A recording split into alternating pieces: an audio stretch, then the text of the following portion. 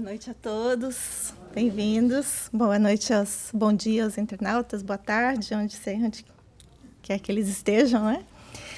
Bom, vamos pedir a inspiração do alto para que a gente consiga dividir aqui o nosso estudo com vocês da melhor forma possível, com a ajuda do mais alto, né? Bom, em alguns países do mundo hoje estamos celebrando Dia do Trabalho, não é isso?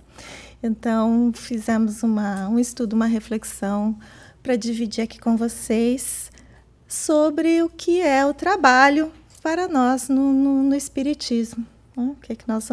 O que o Livro dos Espíritos nos fala sobre trabalho, o que Emmanuel nos traz sobre trabalho, Joana de Ângeles e outros espíritos. Bom, vamos começar então com o Livro dos Espíritos. O Livro dos Espíritos, ele tem uma parte, a primeira parte que vai falar das causas primárias, a segunda parte que vai falar sobre os espíritos e a terceira parte que vai falar sobre leis morais. As leis morais ou leis naturais. E uma delas vai ser a lei do trabalho. E lá os espíritos vão nos dizer que, gente, dia do trabalho, a gente vai ficar em casa, descansar, não é verdade? Não, não é verdade. Deus trabalha o tempo inteiro, não para nunca, cria constantemente. E eles vão nos dizer que o trabalho é uma lei da natureza. E para nós, humanos, esse trabalho visa duas coisas. Uma é a conservação do corpo, da parte física, da parte material, a nossa casa, nosso trabalho, as nossas contas. E, em segundo, ela desenvolve, o trabalho nos ajuda a desenvolver a nossa faculdade de pensar. Somos todos seres inteligentes, não é? Precisamos desenvolver essa nossa capacidade. E se nós ficarmos em casa, como acontece com o músculo que a gente não usa, o que acontece com a nossa inteligência? Atrofia. Não é? Não cresce, para de crescer, fica mais paradinha ali. Já viram quando assim, já perceberam que quando a gente fica sem fazer nada, dá vontade de fazer menos ainda? Acontece, né? Pois é. E quando a gente está correndo, trabalhando, fazendo acontecer, as coisas vão se encaixando, a gente não sabe como, o universo vai se ajuntando a nós, as pessoas vão nos inspirando, nos apoiando, e a gente acaba fazendo mais do que imaginava. A gente olha para trás, não é? Eu hoje, meus filhos já são grandes. Eu olho para trás e eu falo assim, nossa, quando eles eram pequenos eu conseguia chegar em casa, limpar a casa, cozinhar, lavar roupa, e ainda tinha tempo de estudar, e ainda tinha tempo de ver o que eles estavam fazendo na escola. Hoje eu chego em casa, malemar, dou conta de estudar ali um pouquinho e já, né? A casa já está ali esperando, já faz uma semana, as roupas estão se juntando e... Mas tudo bem. Work in progress, né? Os valores vão mudando, a idade vai batendo, a gente não dá mais conta de fazer tudo que fazia e vão se compensando, as coisas vão se compensando, né? As prioridades vão mudando. Bom, diz lá no Livro dos Espíritos que nós somos seres em constante evolução, certo? Então, a gente foi criado ali, dizem eles, que nós somos criados simples e ignorantes, sem saber nada, não é? Com um potencial, 100% de potencial, de aprendizado, de fazer. Conforme nós vamos evoluindo, não é? Subindo a escadinha ali com o nosso aprendizado, com a nossa experiência, nós vamos progredindo, certo? E Leon Denis vai colocar assim, que o futuro é consequência do passado e de degrau em degrau nós vamos nos elevando e crescendo, faz parte. Se o trabalho é como uma lei natural, o progresso também é uma lei natural. E o espírito pode até ficar estagnado um momentinho, um períodozinho, uma encarnação, mas de um momento para o outro chega algo que nos empurra, nos inspira a nos mover, nos inspira a crescer, nos inspira a fazer algo para mudar. E existe uma coisa interessante no processo, né? Deus é essa causa primária, inteligência maior que tudo, que nos faz com esse amor incondicional e nos cria para esse fim, que é nos tornarmos um espírito puro, em que saberemos lidar com coisas muito maiores do que nós sabemos hoje, não é? Mas nesse períodozinho que nós estamos aqui mais para simples e ignorantes, as coisas são um pouquinho mais difíceis, não é? Nós chegamos aqui, nós temos que passar por um processo de esquecimento. Esquecemos quem fomos no passado, esquecemos, nem sabemos direito por que viemos aqui. A nossa missão fica assim meio obscura. Às vezes a gente tem que passar um tempo se procurando, se buscando para encontrar, né? Passa por uns atritos, passa por dores e vai aprendendo para passar por essa experiência. Mas nessa necessidade de trabalho, nesse iniciozinho, nós também temos uma tendência de ver o trabalho como uma coisa mais pesada, não é mesmo? É uma coisa que demanda mais esforço, é uma coisa que demanda mais uma coisa maior da nossa parte, uma força maior da nossa parte. E Joana, Joana de Ângeles, a nossa mentora da casa, ela vai falar nesse livro que se chama Oferenda da Psicografia de Divaldo Franco, sobre a indispensabilidade do trabalho. Ela vai dizer assim, que o progresso tem as diretrizes fixadas na lei do trabalho, sem o que não conseguiria sustentar. Dá para entender isso, não é? A gente precisa do trabalho para progredir. E ela vai dizer que no universo, o trabalho é a expressão de grandeza que reflete a glória do Pai Criador. Olha que beleza. Então, a gente não está só, o trabalho não é só para nós progredirmos. É um reflexo do nosso Criador, né? Então, algo que a gente parece estar sendo assim tão pequenininho, a formiguinha que está ali carregando uma folhinha, a minhoca que está ali aerando a terra, estamos tudo na natureza, é um trabalho em direção ao Criador, né? E é uma coisa bonita que ela vai dizer, olha, o silêncio sideral é somente a nossa pobreza acústica. Então, se as coisas não estão acontecendo de acordo com o que nós esperávamos na nossa vida, é simplesmente porque os nossos ouvidos estão fechados para aquilo que é importante, né? E se nós continuarmos tentando, se nós continuarmos no caminho desse trabalho, nós vamos encontrar essas respostas, né? E no Livro dos Espíritos, eles vão dizer que quanto menos materiais as necessidades, menos material é o trabalho. Vocês vejam que conforme a gente foi progredindo, as coisas foram ficando mais fáceis na nossa vida, como um geral, não é verdade? De termos que arar a terra ali, carregando arado com os bois, nós já temos hoje máquinas, porque a inteligência ajudou, progrediu, fomos criando formas de nos melhorarmos e facilitarmos a vida. E no mundo espiritual, como é esse trabalho? Será que muda também? Será que ele também melhora conforme a gente vai, conforme o espírito vai evoluindo? Bom, nós temos André Luiz, que ele era um espírito que foi psicografado por Francisco Cândido Xavier em vários livros. E em vários deles ele vai contando detalhes de coisas que os espíritos fazem, que é o trabalho deles lá do outro lado, na dimensão espiritual. E se nós começarmos com a própria vida dele, né? Ele desencarnou, está lá no nosso lar. Primeiro livro dele, da série da vida espiritual. E a primeira coisa, quando ele é recolhido do umbral, ele é carregado por espíritos. Veja, ainda é uma coisa tão material, na verdade. Precisa de uma macazinha ali para carregar o espírito. Ele não consegue ir voando. Ele chega lá, ele é cuidado. Então, os espíritos também trabalham nesse acolhimento, nesse trabalho, criando lugares parecidos com hospitais que vão auxiliar esses espíritos que estão chegando.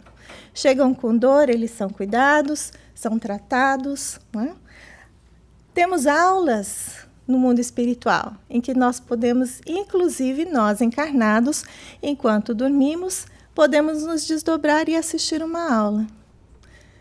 Voltamos para cá, lembramos de tudo? Claro que não. Mas chegamos aqui fortalecidos, acordamos no dia seguinte revigorados, reenergizados, não sabemos como, o que aconteceu, mas à noite fomos dormir super tristes, desencantados, desesperados, e no dia seguinte amanhecemos completamente revigorados, reenergizados, com aquela força e vontade de começar, de recomeçar, de investir, de trabalhar para fazer acontecer, não é? Muitas vezes isso acontece porque nós estamos sendo ajudados, os espíritos estão nos ajudando durante a noite para nos recuperarmos. Temos ideias, as inspirações que chegam assim, que são boas demais para serem nossas, são mesmo. São espíritos que nos inspiram no conhecimento, na ciência, né? Na descoberta das coisas, descoberta de remédios, de medicações, na física, na biologia, em tudo nós somos inspirados e guiados. Nós somos inspirados nas artes. Não é? Qual é o artista que não tem a sua musa inspiradora? Um cantor, um compositor que não tem essa inspiração. O André Luiz vai dizer que alguns artistas são levados para as colônias espirituais, escutam as músicas e trazem para nós aqui. Vem um quadro lá, vem aqui e pintam um quadro. São inspirados dessa forma. Né? Francisco Cândido Xavier, ele dizia, em alguns dos livros, ele via as coisas acontecendo como se fosse um filme. Ele estava ali vendo tudo acontecer, principalmente os romances históricos de Emmanuel, quando ele vai contar suas histórias de vidas anteriores.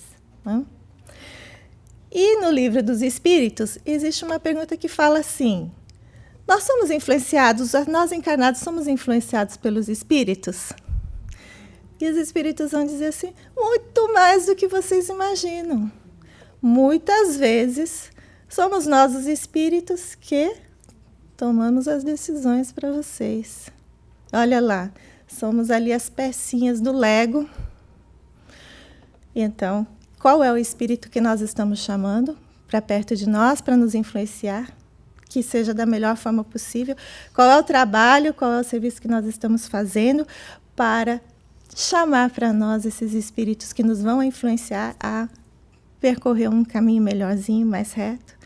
E existem já os mais avançados que já estão, né, co-criando em um nível maior, em nível sideral, aí, criando os planetas, como é o nosso mestre querido, né? Jesus, que já, antes de nós sermos, ele já estava planejando aqui o nosso planetinha azul. Então, vejam, e disso, quanto mais de trabalho que não existe aí. Quantas possibilidades de fazermos, servirmos nesse meio, não é verdade? Basta ser um pouquinho, basta querer, que tem lugar para a gente fazer, tem coisa para a gente fazer. O André Luiz, ainda, nesse livro, Respostas da Vida, psicografado por Francisco Cândido Xavier, ele tem um capítulo que se chama Trabalhar. E ele vai dizer que, seja qual for o seu problema, o trabalho será sempre a base da solução. Não tem jeito. Vamos ter que arregaçar as mangas e fazer o que tem que ser feito. Né? O que é que você quer que eu faça? Quem trabalha encontra meios de esclarecer, mas não tem tempo de discutir. Zezé, Paulo foi assim, o que você quer que eu faça? Entre em Damasco. Tá, entrei em Damasco, e agora? Vai lá naquele hotel, vai vir uma pessoa que vai cuidar de você. Foi dando os passos, o passo a passo. Não foi assim a lista de coisas que ele tinha que fazer de uma vez, senão a gente saía correndo, se fosse assim, na verdade. Já desisti antes de começar. Mas foi passo a passo, a hora que ele olha para trás, para tudo que ele fez, não é? Hoje não sou eu quem vivo, mas é o Cristo quem vive em mim. Quanto ele teve que dar de si, trabalhar, viajou, trouxe para nós, para todo o Ocidente, esse ensinamento de que Jesus trouxe. Graças a ele temos esses ensinamentos, né? E trouxe para fora do judaísmo, porque ele dizia o quê? Que essa boa nova era para todos, não era para uns selecionados, não é verdade? Graças a isso nós tivemos tudo isso fora e trouxe para nós. Aí vem Emmanuel, né? Emmanuel vai falar nesse livro, Alma e Coração, amarás servindo. Ele diz que o amor e o serviço ao próximo são as únicas forças capazes de sublimar a inteligência para que o reino de Deus se estabeleça em definitivo nos domínios do coração. Agora aqui começa uma pequena transformação de trabalho em serviço. Quando o espírito começa a trabalhar, lembra que eu falei para vocês que no começo é árduo, é pesado, é uma coisa mais difícil. Conforme a gente vai fazendo aquilo que tem que fazer, a coisa vai ficando mais leve, né? E nós vamos começando a encontrar uma coisa que se chama alegria. Uma alegria de fazer aquilo, uma felicidade de fazer aquilo, porque fazer o bem é muito bom, né? A pessoa começa a sentir cada vez melhor, a pessoa começa a se sentir cada vez mais fortalecida, o espírito se alegra naquele momento, mesmo que aquele ato esteja sendo difícil, esteja sendo pesado. Existe uma certa alegria em fazer aquilo porque você sente interiormente no coração essa sensação boa, essa leveza. E aí já não é mais um trabalho obrigatório. É um gostar de servir ao próximo. É um gostar de fazer isso pelo próximo, pela pessoa que está ao nosso lado. Porque a pessoa fica feliz, a pessoa se sente bem, e você se sente bem com aquilo, e aquilo vira um círculo vicioso, e você quer fazer outra pessoa também se sentir bem. E aí são duas que te fazem feliz, e aquilo vai aumentando e vai se exponenciando a coisa. É impressionante como as pegadinhas de Deus trabalham com o nosso espírito. Vem vinhas de luz. Vinhas de luz é também de Emmanuel. Emmanuel vai estudar o Evangelho lá no mundo espiritual.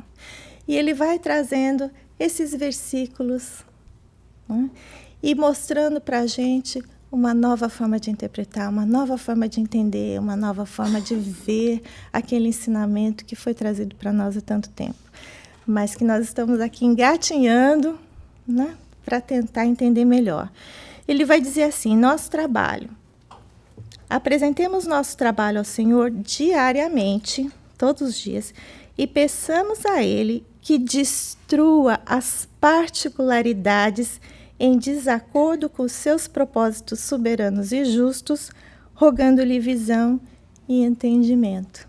Ou seja, trabalha, não é? Trabalha no meu egoísmo.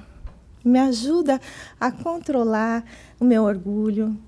Me ajuda a entender que eu posso fazer sim algo por alguém mais, que não seja eu, né?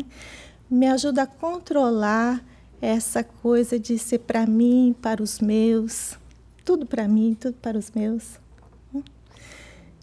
Pedindo ao alto que nos guie. Aí vem a fé, né? Vem essa fé que a gente começa a aplicar e nós vamos vendo que funciona e ela vai ficando cada vez maior também, né? Depois Emmanuel vai dizer lá no Pensamento e Vida sobre trabalho. Se nos propomos retratar a luz dos planos superiores, é indispensável que a nossa vontade Abrace espontaneamente o trabalho por alimento de cada dia. Então, tem que ser porque eu quero, é espontâneo. Né? Além do trabalho obrigação que nos remunera, é necessário nos atenhamos ao prazer de servir. Então, fazer esse trabalho, mas também prestar atenção nesse sentir bem que vem depois. Nessa alegria que vem depois, para a gente continuar cada vez melhor, né? Cada vez mais aplicado nessa lição.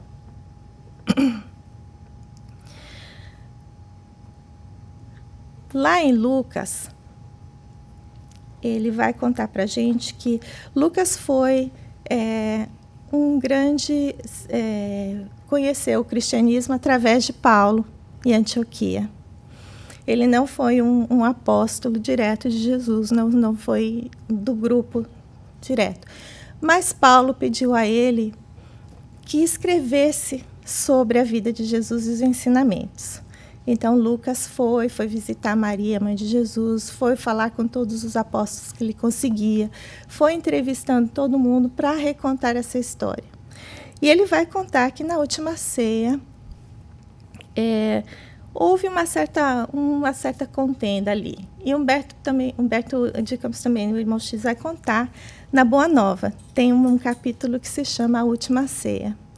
Ele vai dizer que estavam ali numa contenda os discípulos brigando entre si para ver quem seria o maior. Quem seria o maior entre eles. E quem seria o maior no plano físico. Não é verdade? Nós ainda estamos nessa ilusão de que estaríamos atrás de ganhos materiais. E Jesus o que faz? Diz para eles assim: eu, porém, no meio de vós, sou como aquele que serve. E em João, no capítulo 13, ele vai contar que, após essa contenda, Jesus, o que ele faz? Ele vai brigar com os discípulos? Não, ele vai mostrar, através do seu exemplo, né, o que faz? Os discípulos diziam, você é o mestre, você é o Senhor. Ele dizia que sim, eu sou o mestre, eu sou o Senhor. E como mestre e Senhor, ele começou a lavar os pés de todos os discípulos, um por um. Ele tira a túnica, coloca a toalha como se fosse um servo e vai lavando os pés de cada um. E ele diz, se eu, que sou o mestre e sou o Senhor, lavei os vossos pés, também vós deveis lavar os pés uns dos outros. É como um servir. Naquela época, imaginem, as pessoas caminhavam, não tinha carro. Acreditem se quiser. As pessoas caminhavam pelo deserto. Vocês imaginam caminhar na praia de sapato? Não dá. Entra areia, machuca tudo. Então, eles caminhavam com sandálias. Então, você caminhava com sandálias, os seus pés. Depois de caminhar 3 quilômetros, 5 quilômetros, imagina como estava o estado do caminhante, do viajor, quando chegava em casa. Então, lavar os pés, imaginem o alívio, só de a gente chegar em casa e tirar o sapato, o alívio que é. Imagina você chegar e ter os seus pés lavados. Dá para imaginar a sensação? Não tinha chuveiro, né? Não tinha, a água tinha que ser carregada lá do poço. E você vê, né? Ter essa sensação de quando você chega em casa. Então, era um costume da época que você chegava na casa de alguém, o servo vinha e lavava os pés dos convidados. O anfitrião jamais iria lavar os pés dos seus, de qualquer convidado que fosse. Vinha um servo fazer isso. Então, vejam que a ideia de Jesus é um servir, naquele momento, talvez, um máximo de conforto que a pessoa poderia prover para alguém que estava chegando de longe, caminhando, numa situação de lavar, né, de ter os seus pés limpos, num trabalho que era feito pelo serviçal, jamais pelo... E ele ali era quem estava, era o anfitrião da Santa Ceia. Ele havia convidado os seus discípulos e mostrando com seu exemplo que o que era o maior era aquele que servia mais. E uma experiência interessante que o pessoal fez aqui para mostrar. Agora nós estamos assim seguindo realmente à risca esses exemplos, né? essas lições. Eu trouxe para vocês um filminho para a gente mostrar. Se puder apagar a luz para a gente. Pode perder o ano, pode perder tudo, mas não pode perder pro Corinthians. Ultimamente, o Corinthians, mesmo com um investimento bem inferior ao do Palmeiras, é um time muito superior. Eu tenho uma pessoa que trabalha com a gente, o meu trabalho é bem intenso, então muitas vezes eu não consigo assim dedicar. E daí eu cuido de todas as coisas na casa dela, cuido da Isabela também, né, que é a filha dela. A maneira com que eu me visto, ela dá credibilidade para o que eu faço. Nossa, ter que usar terno e gravata não é muito minha vibe, não. E a nossa democracia, a nossa liberdade tá indo embora. Eu sou o líder da resistência. Eu tenho o direito e o dever de gritar para todo mundo ouvir. Nessa polarização eu defendo o lado da direita. Mas eu já percebi o comportamento estranho das pessoas pela minha presença, entendeu? Pelo fato de ser um pouco mais diferente. É claro que na minha infância era tudo muito diferente. Porém, as pessoas mudam com o tempo, seus gostos, suas preferências. Para mim é muito importante eu manter essa rotina de treino, porque eu sinto um bem-estar muito grande quando eu me exercito. Às vezes, por exemplo, faço alguns exageros, aí eu já sei que eu tenho que moderar depois, né?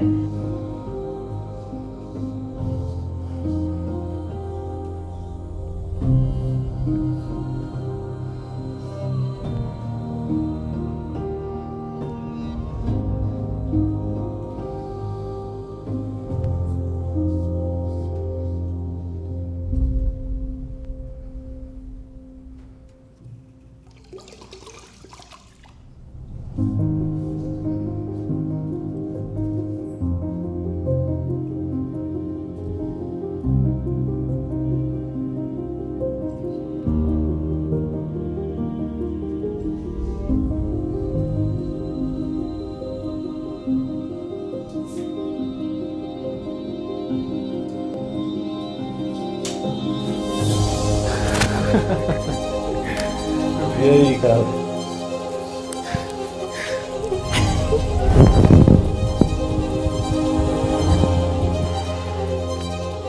E aí, fera? Tem que confessar aqui que é um cara que eu já falei mal.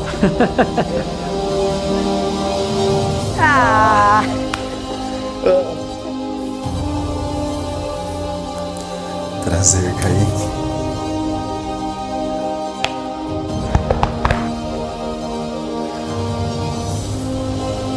Ai, não sei. Nem imaginava, velho. Pra mim foi bem emocionante, assim. Essa pessoa que salva a minha vida, mas não sei dias. Desculpa qualquer coisa, viu? Eu que te peço. O aconchego desse abraço me lembrou um pouco do meu pai.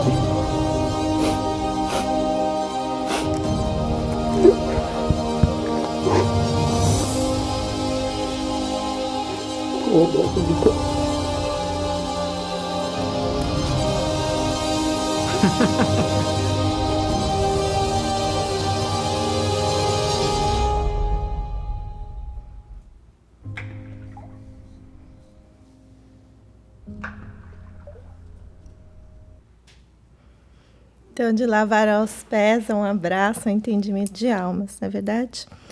E Emmanuel vai nos dizer assim que o trabalho, a ação, ele transforma o ambiente que está ali embaixo, né? São as nossas engrenagens, as nossas... E que o trabalho, o serviço, transforma o homem, né? Transforma corações. É isso, gente. Muita paz para vocês, uma boa noite.